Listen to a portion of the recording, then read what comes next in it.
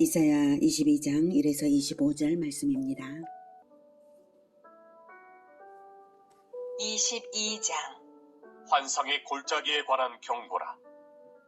네가 지붕에 올라감은 어찌함인고, 소란하며 떠들던 성, 즐거워하던 고을이여. 너의 죽임을 당한 자들은 칼에 죽은 것도 아니요 전쟁에 사망한 것도 아니라. 너의 관원들도 다 함께 도망하였다가 활을 버리고 결박을 당하였고, 너의 멀리 도망한 자들도 발견되어 다 함께 결박을 당하였도다. 그러므로 내가 말하노니 돌이켜 나를 보지 말지어다. 나는 슬피 통곡하겠노라. 내 딸 백성이 패망하였으므로 말미암아 나를 위로하려고 힘쓰지 말지니라. 사랑하는 형제 여러분, 3월 10일 금요일 저녁 목상에 오신 것을 환영합니다. 13에서 23장의 열방에 대한 심판 예언을 하는 중에 본장은 갑자기 남유다와 예루살렘이 침공당할 예언을 삽입했습니다.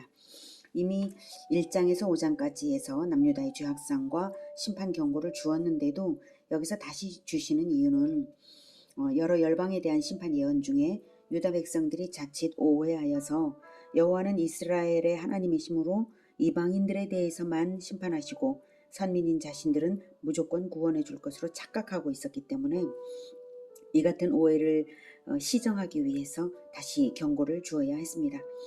이스라엘은 변질되어 있기 때문에 자기들이 변질된 줄을 모르고 무조건 하나님의 구원은 있다 이렇게 생각을 하고 있었던 것이죠. 이방에 대해서만 심판이 있다 이렇게 생각을 했어요. 자, 하나님의 심판은 혈통에 따라 차별 적용되는 것이 아닙니다. 선민이라 할지라도 여호와를 배반한 이상 심판을 면할 수 없는 것입니다. 하나님은 언약의 하나님이시기 때문에 언약에 합당하게 사는가 이것만이 중요할 따름입니다. 그런 오해를 가지고 있는 한 전혀 심판을 예기치 못하여서 정작 심판을 당할 때에 혼비백산할 수밖에 없는 것이죠. 자, 다시 정리한다면 언약에 합당하게 사는가 하는 것이 중요하고요. 이방이 심판당하는 이유는 그 언약조차도 받지도 않았고 또 언약에 그래서 언약에 합당하게 살 수도 없어서 그럴 수밖에 없다고 칠 때에 유다의 경우에는 무엇이냐면 언약은 받았는데 언약에 합당하게 살지 못해서 그런 사람들은 심판을 당할 수밖에 없다라고 하는 것입니다. 자, 이렇게 해서 심판을 생각지도 않던 자들이 정작 혼비백산하게 되는데요. 1절 환상의 골짜기에 관한 경고라. 환상의 골짜기는 예루살렘을 가리키는 말입니다. 바벨론을 해변의 광야라고 부른 것과 같은 용법이죠. 예루살렘에 하나님의 계시인 환상이 자주 나타났고 또한 예루살렘 지역 주위에 산들이 많고 골짜기로 둘러싸여 있기 때문입니다. 내가 지붕에 올라감은 어찌함인고. 이스라엘의 가옥의 지붕은 평평한 옥상이어서 잔치를 할 수도 있고 기도를 하러 갈 수도 있고 관측을 하거나 휴식 등의 장소로 사용하기 좋았습니다. 그렇다면 선민 이스라엘은 기도도 하고 적군의 동태를 관측도 하며 겸비했어야 했건만 늘 2절에서 말하는 것처럼 소란하며 떠들던 성 즐거워하던 고을로서 하늘을 향하여 손을 뻗고 기도를 해야 할 지붕들이 소란한 잔치로 분주했었기에 선지자의 책망을 받고 있습니다. 너의 죽임을 당한 자들은 칼에 죽은 것도 아니요 전쟁에 사망한 것도 아니라 너의 관원들도 다 함께 도망하였다가 활을 버리고 결박을 당하였고 너희 멀리 도망한 자들도 발견되어 다 함께 결박을 당하였도다. 지금 이사야가 보는 장면, 미래의 장면이 그렇습니다.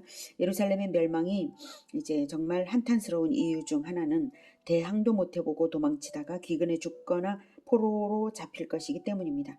침공을 당하여서 그때 관원들은 책임감 있게 침공을 당했을 때 책임감 있게 예루살렘을 사수해야 할 자들이 누굽니까? 바로 관원들이죠. 그런데 관원들은 다 함께 도망하였다가 백성들과 똑같이 도망하였다고 활을 버리고 결박을 당한다는 것입니다. 어느 누구도 예루살렘을 책임지는 자는 없었던 것이죠. 그래서 4절 그러므로 내가 말하노니 돌이켜 나를 보지 말지어다. 나는 슬피 통곡하겠노라. 내 딸 백성이 패망하였으므로 말미암아 나를 위로하려고 힘쓰지 말지니라. 예루살렘의 멸망 장면을 본 이사야는 극한 비통에 빠져서 통곡하지 않을 수 없었던 것입니다. 이것은 중보기도가 더 이상 필요 없는 쓸모없는 중보기도가 통하지 않을 그러한 단계이기 때문에 이제 통곡할 것밖에 없어요. 자, 위로가 무슨 필요가 있겠습니까? 계속적인 경고에도 불구하고 전혀 회개하지 않던 예루살렘 사람들 앞에서 미래의 멸망을 애통하면서 통곡하는 이사야의 모습은 그나마 그 중에 경건한 사람들이 있다면 그들에게는 큰 경각심을 주었을 것입니다. 5절 환상의 골짜기에 주 만군의 여호와께로부터 이르는 소란과 발핌과 혼란의 날이여 성벽의 무너뜨림과 산악에 사무쳐 부르짖는 소리로다. 엘람 사람은 화살통을 메었고 병거 한 자와 마병이 함께 하였고 기르 사람은 방패를 드러냈으니 병거는 내 아름다운 골짜기에 가득하였고 마병은 성문에 정렬되었도다. 엘람 사람은 이제 바사 쪽이죠. 예. 기르 사람은 아수르 쪽인데요. 그래서 뭐 총체적인 침공 심판을 다 함께 말을 한다고 보면 되겠고요.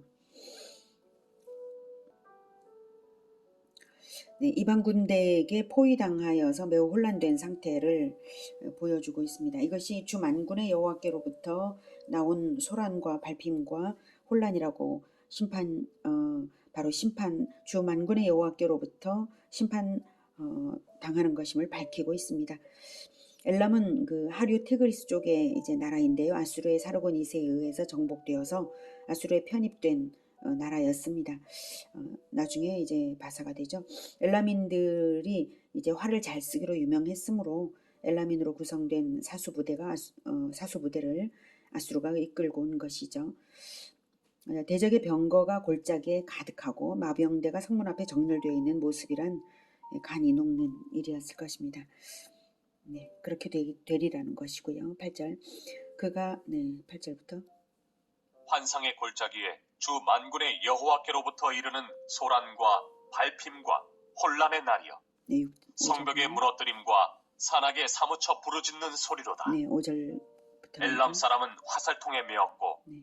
병거탄 자와 마병이 함께하였고 기르 사람은 방패를 드러냈으니 병거는 내 아름다운 골짜기에 가득하였고 마병은 성문에 정렬되었도다. 그가 유다에게 덮였던 것을 벗김에 그날에야 내가 숲을 곳간의 병기를 바라보았고 너희가 다윗성에 무너진 곳이 많은 것도 보며 너희가 아랫못에 물도 모으며 또 예루살렘의 가옥을 계수하며 그 가옥을 헐어 성벽을 견고하게도 하며 너희가 또 옛 못의 물을 위하여 두 성벽 사이에 저수지를 만들었느니라. 그러나 너희가 이를 행하신 이를 앙망하지 아니하였고 이 일을 옛적부터 경영하신 이를 공경하지 아니하였느니라. 네, 8절에 그가 유다에게 덮였던 것을 벗김에 하나님께서 남유다의 허점들을 드러내셨다는 말입니다.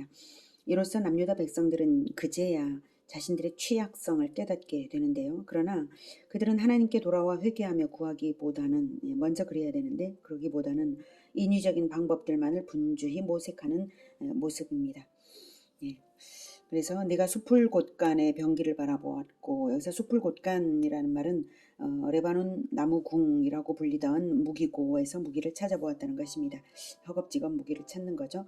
그다음 너희가 다윗성에 무너진 곳이 많은 것도 보며 이제 평소 방비가 너무 없었던 것이죠. 그제야 여기도 무너졌네 막 이렇게 된 거죠.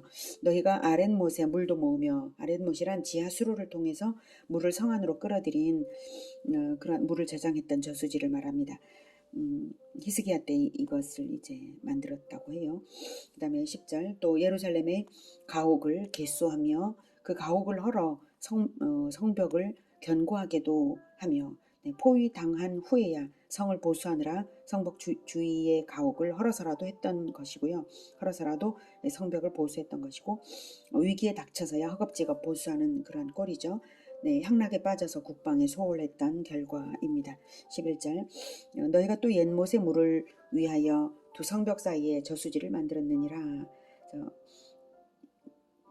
두 성벽이라고 하는 것은 이제 안쪽 성벽과 바깥쪽 성벽이 또 있어요. 그래서 그 사이에 저수지를 만들었고, 그러나 너희가 이를 행하신 이를 앙망하지 아니하였고, 이 부분에 전부 이제 8절부터 쭉 그 인본주의적인 온갖 이제 방비의 노력을 뒤늦게나마 하고 있지만 가장 중요한 것은 하지 않았던 것이죠. 예, 이를 행하신, 즉 이 심판을 행하신 분에게 먼저 기도를 하고 회개를 했어야 되는 거예요. 이를 행하신 이를 앙망하지 아니하였고 이 일을 옛적부터 경영하신 이를 공경하지 아니하였느니라. 유다 사람들은 뒤늦게라도 방비를 하고 있는 모습인데요. 정작 중요한 것은 적군을 불러와서 재난을 주시면서라도 유다 사람들이 회개하기를 바라시는 하나님의 마음은 전혀 생각지 못하고 있는 것입니다. 그러므로 이 말씀은 불신앙을 회개하고 돌아오면, 늦게라도 돌아오면 받아들이실 준비가 되어 있는 하나님이십니다. 그런데 유다 사람들은 그것을 모르고 또 자기들 스스로의 힘으로만 마지막 안간힘을 다하는 모습이고요. 예, 그렇습니다. 우리가 사회적 재난에 닥쳤을 때에 어떤 것이 가장 지혜로운 것인지를 깨우쳐 주시는 말씀이죠. 인간적인 노력이 불필요하다는 뜻이 아니라 원인을 파악하고, 근원적인 원인을 파악하고 하나님께 회개하고 간구하는 것, 그것은 방비와 동시에 반드시 필요한 일이었던 것입니다. 그런데 남유다는 회개와 간구는커녕 더욱 경악스러운 태도를 보였습니다. 12절. 그날에 주 만군의 여호와께서 명령하사 통곡하며 애곡하며 머리털을 뜯으며 굵은 배를 띠라 하셨거늘 너희가 기뻐하며 즐거워하여 소를 죽이고 양을 잡아 고기를 먹고 포도주를 마시면서 내일 죽으리니 먹고 마시자 하는도다. 만군의 여호와께서 친히 내 귀에 들려 이르시되 진실로 이 죄악은 너희가 죽기까지 용서하지 못하리라 하셨느니라. 주 만군의 여호와의 말씀이니라. 네, 하나님께서는 통곡하며 애곡하며 머리털을 뜯으며 굵은 배를 띠며 회개하기를 바라시건만 유다 사람들은 예루살렘이 포위되자 자포자기하여서 살아있는 동안만이라도 먹고 즐기자, 이렇게까지 행동하는 것입니다. 하나님을 모독하는 것이 아닐 수 없습니다. 아수르의 니누의 사람들은 요나의 심판 선포를 들었을 때에 왕부터 가축들까지도 금식을 하게 하며 회개하여 구원을 얻었었는데 선민 이스라엘은 여호와를 의뢰하지 않을 뿐만 아니라 전혀 죽음 이후의 세상이 없는 듯이, 전혀 하나님을 인정하지 않는, 하나님을 전혀 알지도 못하는 사람인 것처럼 현세의 쾌락을 더욱 탐닉한 것입니다. 그런 사람들은 회개가 이미 불가능한 사람들입니다. 하나님의 존재 자체를 생각지 않는 사람들만이 그럴 수 있는 그런 수준이죠. 그것을 유다 사람들이 그렇게 행동했던 것입니다. 그래서 진실로 이 죄악은 너희가 죽기까지 용서하지 못하리라, 이렇게 말씀을 하시는 것입니다. 회개가 불가능하니까 당연한 것입니다. 용서가 어떻게 있을 수가 있습니까? 이런 말씀은 이런 태도 자체가 속죄가 불가능하다는 뜻입니다. 희생제물로도 속죄 받을 수 없는 것입니다. 이미 그런 사람들의 마음 자세 자체가 속죄를 기대도 안 하는 그런 자들입니다. 하나님을 전혀 경외하지 않는 완악함 때문에 속죄 없는 심판이 선고되었는데요. 그러한 완악함에 가장 뛰어나게 완악한 자들은 바로 남유다의 관리들입니다. 15절. 그래서 14절까지 봤을 때 이스라엘이 얼마나 많이 변질되었는가, 너무나 기가 막히게 그 변질되었다는 것 자체가 심각한 문제임을 알 수 있고요. 자, 이제 그 가장 완악한 자들 남유다의 관리들이 어떠했는지 15절부터 봅니다. 주 만군의 여호와께서 이르시되 너는 가서 그 국고를 맡고 왕궁 맡은 자 샘나를 보고 이르기를 내가 여기와 무슨 관계가 있느냐, 여기에 누가 있기에 여기서 너를 위하여 묘실을 팠느냐, 높은 곳에 자기를 위하여 묘실을 팠고 반석에 자기를 위하여 처소를 쪼아내었도다. 히스기야 시대의 국고 책임자인 셈나가 권력을 이용해서 부정축제를 했기 때문에 심판을 면치 못하리라는 경고를 주시는 것입니다. 국고를 맡고 왕궁 맡은 자 셈나, 국고를 맡은 것은 재무 대신이고 왕궁을 맡은 자는 국내 대신인데요. 그 두 가지를 다 겸했던 최고의 실세, 바로 셈나였습니다.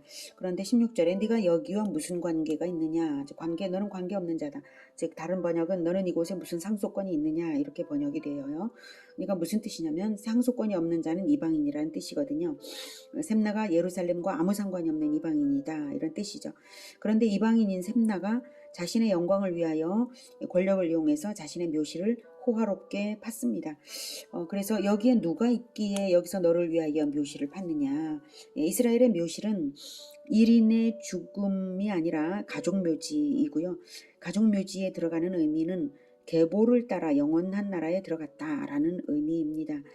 그런데 생명책에 계보가 없는 이방인인 일개인이 자신을 위하여서, 그것도 자연 동굴도 아닌 묘실을 파서 조성했다는 사실입니다. 높은 곳에 자기를 위하여 묘실을 팠고 반석에 자기를 위하여 처소를 쪼아내었도다. 권세를 이용해서 개인의 영광을 위하여 호화로운 묘실을 파는 것이 신정왕국 이스라엘의 도리로서는 결코 합당하지 못하고 또 진리에 어긋나는 것일 뿐만 아니라 권세의 정당한 사용이라고 말할 수 없습니다. 왕이라도 그러기 어려운 일이죠. 17절. 나 여호와가 너를 단단히 결박하고 장사같이 세게 던지되 반드시 너를 모질게 감싸서 곰같이 광막한 곳에 던질 것이라. 주인의 집에 수치를 끼치는 너여, 내가 그곳에서 죽겠고 내 영광의 수레도 거기에 있으리라. 내가 너를 내 관직에서 쫓아내며 내 지위에서 낮추리니. 네, 이방인인 셈나가 그의 주인 다윗 왕가와 예루살렘에 패를 끼쳤기 때문에 이방 땅에서 수치를 당하며 죽게 하시겠다는 것입니다. 주인의 집에 수치를 끼치는 너여. 이것을 우리가 가슴 깊이 생각해 봐야 됩니다. 주님의 종은 주님의 집에 수치를 끼치는 일을 해서는 절대로 안 되는 것입니다. 그러면 쫓겨납니다. 자, 셈나는 친애굽파 두목으로서 하나님보다는 애굽을 더 의지하도록 남유다를 부추겨서 결국 유다가 하나님의 심판을 당하도록 만든 장본인입니다. 바로 그 일이 주인의 집에 수치를 끼치는 일이 되었습니다. 19절에 내가 너를 네 관직에서 쫓아내며 내 지위에서 낮추리라 하신 대로 아수르왕 산헤립이 예루살렘을 침공할 때는 원래 그의 지위보다 훨씬 낮은 서기관이 되었고요. 엘리야김이 국내 대신을 맡음으로써 예언이 성취되는 흔적을 확인할 수가 있어요. 이사야 36장 3절에 보면 힐기야의 아들 왕궁 맡은 자 엘리야김과 서기관 셈나와 아삽의 아들 사관 요아가 그에게 나아가니라 이렇게 기록이 되어 있습니다. 그래서 서기관 셈나 여기는 이렇게 됩니다. 그래서 이제 강등되었다는 것을 알 수 있고 그 후 예언에 따라서 애굽으로 망명한 것으로 추정이 됩니다. 20절. 그날에 내가 힐기야의 아들 내 종 엘리야김을 불러 내 옷을 그에게 입히며 내 띠를 그에게 띄워 힘있게 하고 내 정권을 그의 손에 맡기리니 그가 예루살렘 주민과 유다의 집의 아버지가 될 것이며 내가 또 다윗의 집의 열쇠를 그의 어깨에 두리니 그가 열면 닫을 자가 없겠고 닫으면 열 자가 없으리라. 네, 방금 셈나에 대한 예언과 관련되어서 성취된 것이 이사야 36장 3절에서 본 바와 똑같죠. 셈나의 관직과 권력이 엘리야김에게 넘어갈 것을 선언한 것입니다. 셈나 네 것을 다 엘리야김에게 줄 거야 이렇게 하시고 계십니다. 이것으로서 모든 권력은 인간 왕에게서 나오는 것 같아 보여도 실은 만왕의 왕이신 하나님께로부터 나오는 것임을 알게 합니다. 여기서 다윗의 집의 열쇠를 그의 어깨에 두리니 라는 말은 다윗 왕가의 운영에 관한 권세를 주겠다는 것인데요. 다윗 왕가의 운영권이란 한마디로 천국의 열쇠를 예표합니다. 요한계시록을 보면 그 열쇠의 궁극적 소유자는 그리스도이신 것을 알 수 있습니다. 요한계시록 3장 7절 제가 읽어드리겠습니다. 빌라델비아 교회의 사자에게 편지하라. 거룩하고 진실하사 다윗의 열쇠를 가지신 이 곧 열면 닫을 사람이 없고 닫으면 열 사람이 없는 그가 이르시되라고 예수님께서 하신 말씀이 기록이 되고 있습니다. 다윗의 열쇠를 가지시니 즉 그리스도입니다. 열면 닫을 사람이 없고 닫으면 열 사람이 없다. 천국의 열쇠를 가졌기 때문에 결정적인 권세를 가지셨습니다. 그러므로 여기서 엘리야김에게 다윗의 집의 열쇠를 그의 어깨에 두리라는 것은 엘리야김이 참된 종으로서 그리스도를 예표할 만한 자였음을 알 수가 있습니다. 그리스도의 권세를 위임하시는데 구약에서는 왕, 제사장, 선지자에게 위임하시는 것을 지금 왕가의 경영자로서 엘리야김에게까지 확장적으로 위임을 하고 계신 것이고요. 마태복음에서는 예수님께서 예수 제자를 대표하는 자로서 베드로에게 천국 열쇠를 주겠다고 하셨는데 같은 의미입니다. 마태복음 16장 19절 제가 읽어드리겠습니다. 내가 천국 열쇠를 내게 주리니 네가 땅에서 무엇이든지 매면 하늘에서도 매일 것이요 네가 땅에서 무엇이든지 풀면 하늘에서도 풀리리라 하시고 이렇게 말씀하셨죠. 예수님께서는 베드로에게만 주신 것이 아니라 예수 제자들에게 그리스도의 권세를 위임하신 것입니다. 베드로는 대표이고요. 그러니까 교회에 그것을 주겠다 하신 것입니다. 마태복음 28장 18, 19, 20절에서 더욱 확연해집니다. 제가 읽겠습니다. 예수께서 나와 말씀하여 이르시되 하늘과 땅의 모든 권세를 내게 주셨으니 그러므로 너희는 가서 모든 민족을 제자로 삼아 아버지와 아들과 성령의 이름으로 세례를 베풀고 내가 너희에게 분부한 모든 것을 가르쳐 지키게 하라. 볼지어다 내가 세상 끝날까지 너희와 항상 함께 있으리라 하시니라. 네. 이렇게 하늘과 땅의 모든 권세를 예수님께서 가지시고 제자들에게 복음화 제자화를 하라. 그러면 내가 세상 끝날까지 즉 하늘과 땅의 모든 권세가 너희와 항상 함께 있을 것이다. 이렇게 말씀하시는 것이죠. 계속해서 엘리야김이 누릴 축복을 이제 23절부터 말씀을 하시는데요. 이상의 맥락을 볼 때에 이 맥락을 바탕으로 볼 때에 엘리야김에게 주시는 축복의 내용은 곧 예수 제자들에게 주시는 축복으로 우리가 이해해도 될 것입니다. 23절 못이 단단한 곳에 박힌같이 그를 견고하게 하리니 그가 그의 아버지 집의 영광의 보좌가 될 것이요 그의 아버지 집의 모든 영광이 그 위에 걸리리니 그 후손과 족속되는 각 작은 그릇 곧 종지로부터 모든 항아리까지니라. 만군의 여호와께서 이르시되 그날에는 단단한 곳에 박혔던 못이 사그리니 그 못이 부러져 떨어지므로 그 위에 걸린 물건이 부서지리라 하셨다 하라. 나 여호와의 말이니라. 네, 먼저 23절에서 못이 단단한 곳에 박힘같이 그를 견고하게 하리니 그가 그의 아버지 집에 영광의 보좌가 될 것이요. 이 말씀은 공의로서 흔들림 없게 주시겠다는 것이고 그로써 흔들림 없음으로 인하여서 한 가문의 계보를 지도하는 왕적인 영광의 지도력이 되게 하시는 것입니다. 신약의 교회들도 구약 선민처럼 예수 제자들의 각 계보대로 공동체가 되고 각 계보에는 십자가를 지는 예수 제자들이 있어서 지도력을 가지는 것입니다. 바로 그런 자가 영광의 보좌가 되는 자들입니다. 그런데 그러한 권세와 축복을 하나님의 공의를 위하여 사용해야 함에도 불구하고 끝까지 십자가를 지는 자세를 변질해서는 안 되죠. 그럼에도 불구하고 인간들이 변질이 되잖아요. 그러면 자기 가문과 개인들을 위해서 남용할 때에 결국 가문에 대한 심판도 있게 될 것을 선언하신 것이 바로 24, 25절입니다. 그의 아버지의 집에 모든 영광이 그 위에 걸리리니 바로 그 견고한 못 위에 걸린다라고 하는 거예요. 걸리리니 그 후손과 족속되는 각 작은 그릇 곧 종지로부터 모든 항아리까지니라. 즉 견고한 못 위에 걸린다면 그런 것들에 다 축복이 있는 것이죠. 그러나 만약에 그것이 이제 변질된다면 그 전체가 또 축복이 다 부서질 것입니다. 즉 권력자와 관계된 가문의 모든 큰 자와 작은 자가 다 복을 누리게 된다는 것인데요. 예수 제자와 관련된 한편 이것에 안주하여서 편파적인 기회로서만 이용하고 하나님 나라를 위한 것으로 되지 않는다면 공의가 흔들려 버리고 그렇다면 결국 25절과 같이 된다라고 하시는 것입니다.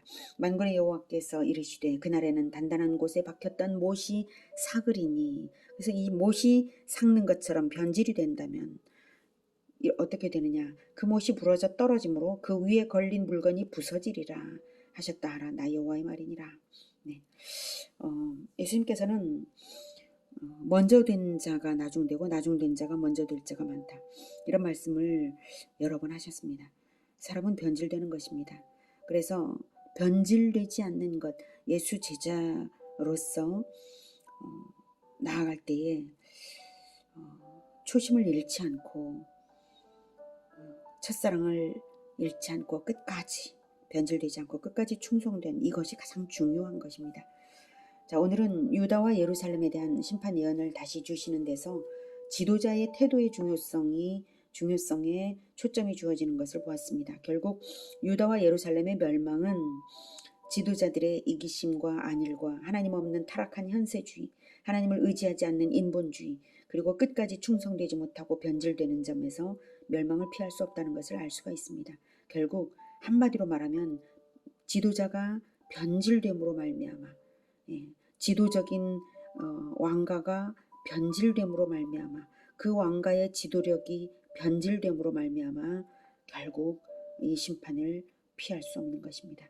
우리 예수 제자들은 이 모든 패단을 넘어서서 자기를 부인하고 오직 자기 십자가를 지고 날마다 주 예수 그리스도를 끝까지 충성되게 따라가는 자들이 되기를 간절히 기원합니다. 기도하겠습니다. 하나님, 우리가 지금 잘 된다고 해도 더 잘하라고 주시는 것이고, 우리가 지금 충성되다고 해도 연약하고 어리숙하고 부족한 상태에서 모자란 충성입니다. 하나님, 우리를 불쌍히 여겨주시고 우리를 더욱 성장하고 성숙되게 하여 주시며 더욱 예수님을 닮아가며 끝까지 충성할 수 있도록 도와주시옵소서. 하나님께서 주시는 그 축복에 마음이 안일해지지 않도록 도와주시고 끝까지 오직 십자가를 지고 자기를 부인하는 그 태도를 잃지 않을 수 있도록 도와주시옵소서.